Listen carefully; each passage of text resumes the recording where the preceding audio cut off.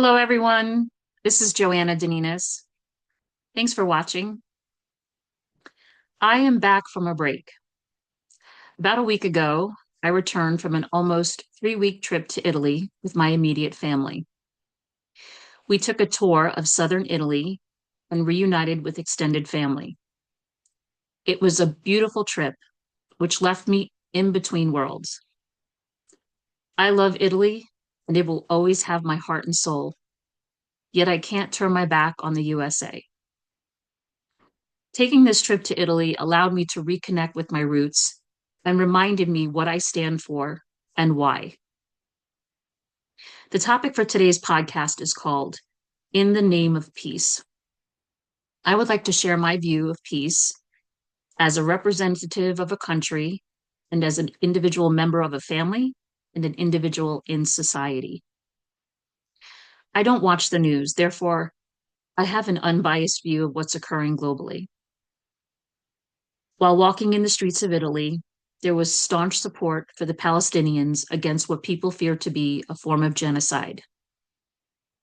Later, when I returned to the USA, I heard strong views that Israel must do what it needs to do to eradicate the terrorist attacks, even if it involves collateral damage to innocent people. If we look at a country as we would an individual, a country does not want to be continuously under attack and would like to experience peace and freedom. The question is killing in the name of war the answer? Isn't there a better way of resolving conflict by communicating with empathy and learning how to coexist? It always comes down to a choice at the individual level. Do you choose war, destruction, and death? Or do you choose peace, prosperity, and coexistence? No country should have to suffer at the hand of terrorist attacks. However, terrorists are a minority, not the majority in a population. There are ways to protect and defend against evil attacks when there is a positive, unified, and peaceful front. As an individual, I grew up in a family here in the US where there was an unwritten rule to accept bad behavior for the sake of peace. Phrases like, don't worry about it, and someone has to give in were common in my family. Quite frankly, it taught me to accept people behaving badly and made me a people pleaser. Accept and fall in line for the sake of love or to be loved. It essentially did not matter if a family member did or said something wrong. It was my job to accept it and like it. This carried over into my professional life too. I was supervised by managers who were not supportive or did not have my back, and it was normal for me to accept that. I tried not to lose the connection for so long until I was on the brink of losing myself and had no choice but to walk away. I didn't really understand the meaning of self-love for a very long time. I finally realized I wasn't the one committing the wrongdoings. I was just allowing and accepting the wrongdoings of other people.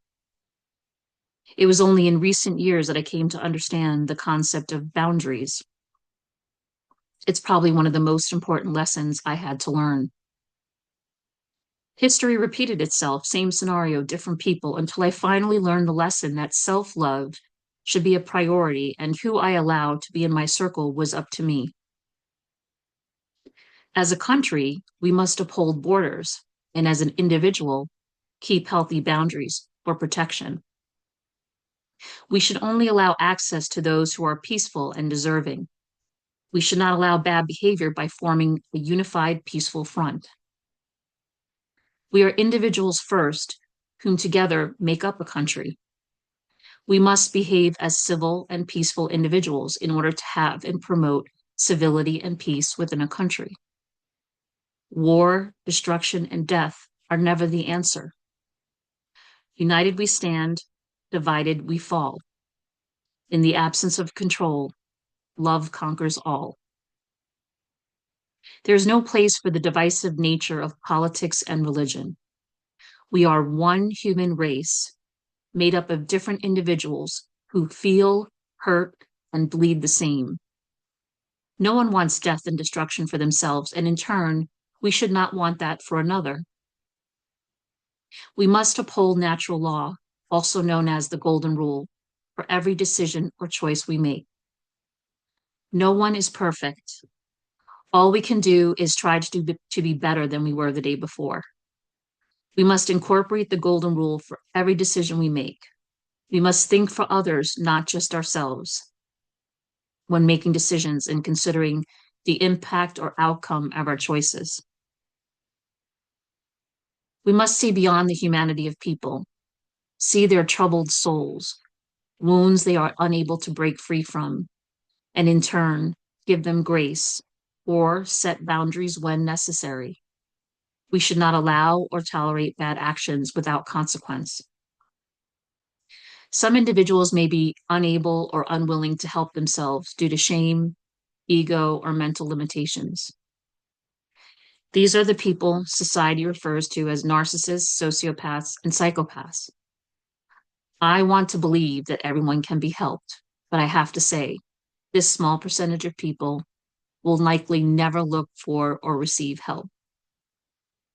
It is up to us, non-perfect, humble humans, to recognize this and disassociate from the negative actions of these people. This does not mean we become the judge and jury. It means we judge actions and distance ourselves from their undesirable actions.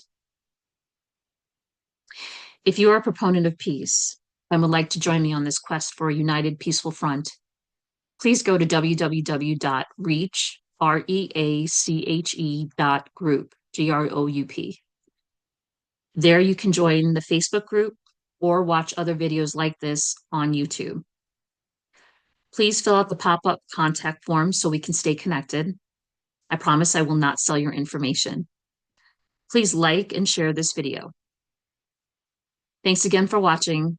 Until next time, goodbye.